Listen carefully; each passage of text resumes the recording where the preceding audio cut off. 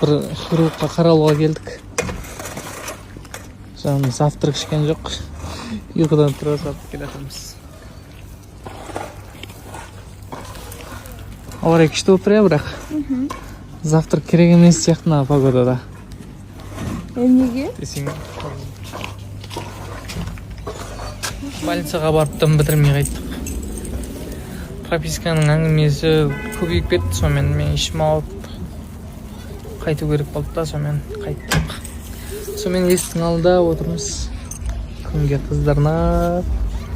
Самса жеп отыр, жаным. Кіп кішкентай болған.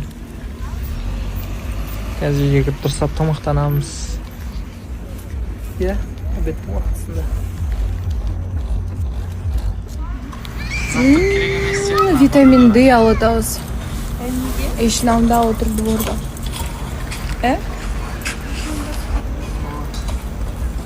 Погода прям супер, как будто весна. Завтрак ішкен жоқ. Ұйқыдан